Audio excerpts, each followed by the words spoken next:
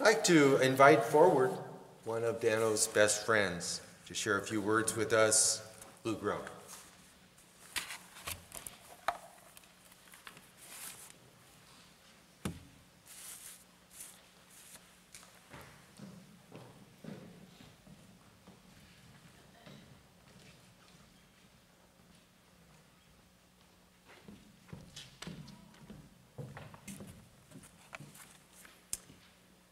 Good afternoon, Kathy, Dan, Katie, immediate family, friends of Danno. Thank you for granting me this opportunity to celebrate Danno with you, your family, and all of his loved ones. I would also like to extend my gratitude to the Viani family for hosting this somber event. Special thank you to Pete Cerrone for making this happen.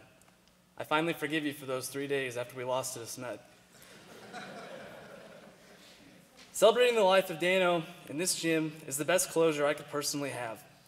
The old gym, as we call it, is now the alpha and the omega to our friendship. My first encounter with Danno was in this very gym in the spring of 2005. Shortly after we received our acceptance letters, Viani had a welcome night for all the incoming freshmen. I was seated in between my parents, and Danno was seated in the chair directly in front of me, between his parents. When my conservative mother first saw Danno, she leaned over to me and whispered in disbelief, "That boy has an earring."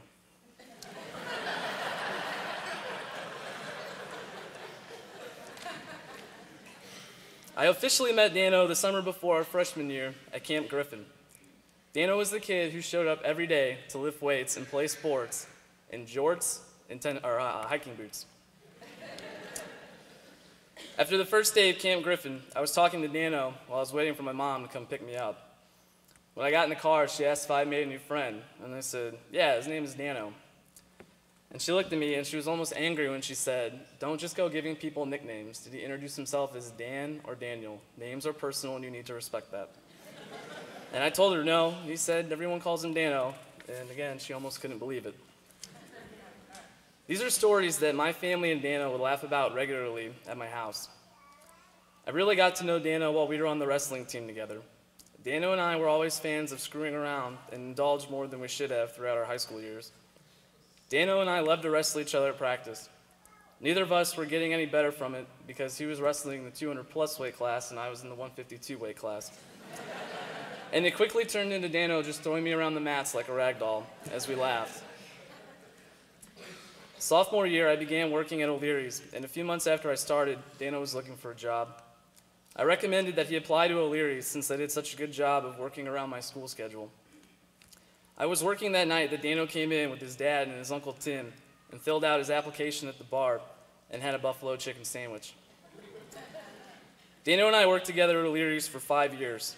If we were not working together, we were either in Kyle Taylor's basement or out on my deck. These nights usually ended with a trip to Waffle House around 3 a.m. Over the 10 years Danno and I shared, he quickly became the second son my parents never had. Danno was not a stranger to the members of our extended family either, who he would regularly mingle with at our family get-togethers. One summer, we went on a family float trip, and by the time my parents had told me about it, my mom had already called the boy with the earring to make sure that he was going to get the day off. Danno even helped my parents move my sister into her house in Kirksville for college this fall while I was away at Fort Polk. Danno would come over for family dinner while I was at school in Texas, and since I have been stationed in Louisiana. Danno made the drive from St. Louis to San Antonio, Texas, to see me get commissioned as an Army officer and graduate from college with my parents. My dad, sister, and mom, who were all hardened veterans of the dreaded 16-hour drive, agreed that this trip that they made to and from was the best because Danno was there in the car with them. Danno's favorite aspect of life was his relationships with people. He never met a stranger. Danno treated everyone he met as an old friend. He had no new friends.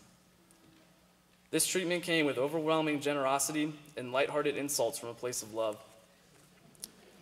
Danno and I spent much of our time together discussing life and all the people we shared it with. He frequently told me his thoughts on the people in his life, and that is really what I want to share with you today. Dan, you're your son's biggest role model. He stated this numerous times. He idolizes you. and he strived to be like you. And after our unforgettable trip to New Orleans,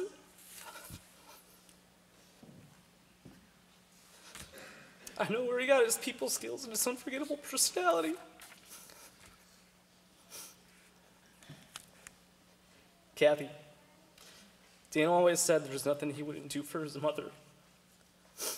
All those times he told him to go to church because he couldn't go with the family due to his work schedule, he really didn't go.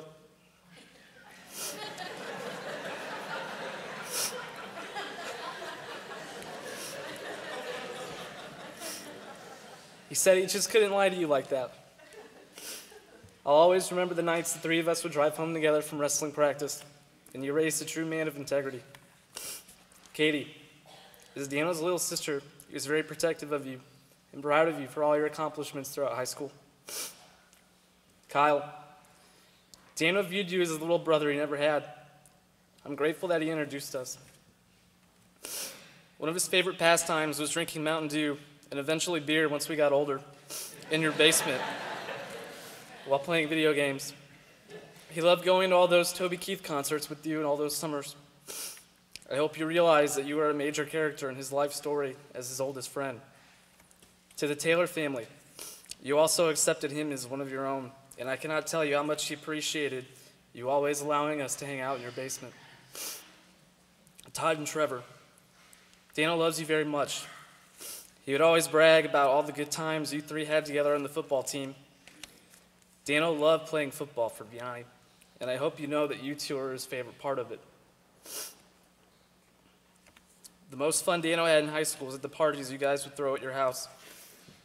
To Mr. and Mrs. Slushman, thank you for letting us destroy your basement all those times while creating some of our best high school memories. John, nothing excited Dano more than going to O'Leary's, knowing he'd be working with you. He loved discussing music, politics, and ancient Roman and Greek history with you, and always admired you for the fact that you can name all the Roman emperors in chronological order. He always looked forward to spending time at your house and would regularly tell me about all the good times you would have playing with your children and just talking with you and Angela. Steve, you were Dano's favorite entertainer. He told me that you were the best party thrower he knew because you always had the best food and that your tailgate spread was the best in the NFL. To my family, our family outings will never be the same. It'll be hard to never see his shoes in his designated spot by the door. Our deck will always be hollow ground. All the nights, Kyle and Dano right out there. I hope all the soda you have stocked up for him in our basement goes to good use. And thank you for granting him unregistered access, or unlimited access to our house, our family, and our lives. In closing, I want to leave you with a few thoughts about death. All energy is only borrowed. Every living thing has to give it back at some point. The amount of people that have come to pay their respects to Danno yesterday and today is a testament to the fact that he spent his time in the best way possible, by making it memorable for others and himself. Death is an ever-present aspect of life in the profession of arms. There is a quote concerning death that has brought me great comfort in various situations. In the Apology, Plato documents the speech given by Socrates that was his defense against charges against him for corrupting the youth of Athens. Mere hours before his court-ordered death by hemlock, Socrates is asked if he is afraid to die, in which he replied, "For to fear death, my friends, is only to think ourselves wise without really being wise. For it is to think that we know what we do not know. For no one knows whether death may not be the greatest good that can happen to man." I like to think that Socrates is referring to the acceptance of a soul in heaven. As a good man who always put others before himself, I'm confident that Danno's gained entrance into the kingdom of heaven. By the same token, there's only one undeniable truth surrounding his untimely death. Danno has found peace in this world in the wake of all the good he has done. Thank you.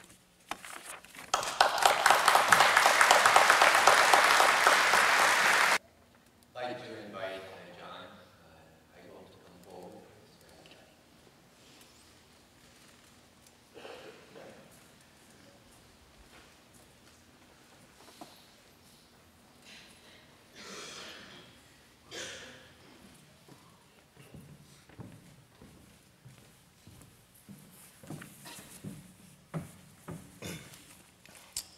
would like to thank Dan and Kathy for allowing me to say a few words here today. I'm new at this, so please bear with me. I can guarantee you that Danno is up there laughing his rear end off at me right now. But I'm going to do the best that I can. Daniel Paul Lepke Jr., August 5th, 1990, December 31st, 2014. The dash between someone's birth and their death is the life they've lived. Danno's dash was only 24 years long, which was not what one would consider long. But in that length of time, he impacted a great many people. Danno was a son, a grandson, a brother, a cousin, an Eagle Scout, a football player, a jokester, a teddy bear, a terrific employee, a friend to many, and my best friend. Danno was over one evening, and we ordered pizza. Lots of pizza. My son John ate half a piece of pizza and took off down the hall. We all know the attention span of a 3-year-old. When he returned a short time later, there was no pizza left in the box, and he asked where all the pizza went. He looked directly at Danno and said, "Nano," in a very accusing tone. Danno looked around and said, "Why does everybody always blame the fat guy?" To the ladies, Danno was a wonderful teddy bear.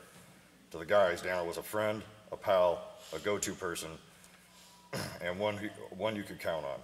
If Danno said he was going to do something, he did it. Almost a year ago at this time, he came over to help me finish off the nursery for our expected new daughter. We painted the walls, laid new floors, and all the usual things that go into renovating a room for a new baby. During that time, it snowed, and it snowed a lot.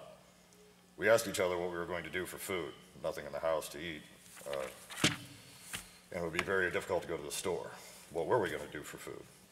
What were we going to do for beer?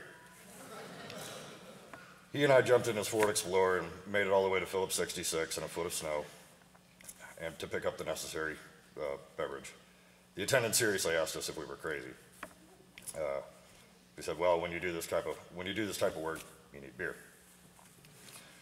Danno was in the waiting room when my daughter was born. Danno has been my friend, my employee, my confidant, my son's playmate and uncle. Danno has listened to my wife complain about me. Danno has moved my mother's furniture on more than one occasion. Danno was the younger brother I never had. Danno Lepke, although your dash wasn't long, it was significant. You will never be forgotten. You will always be missed. And I will see you on the other side.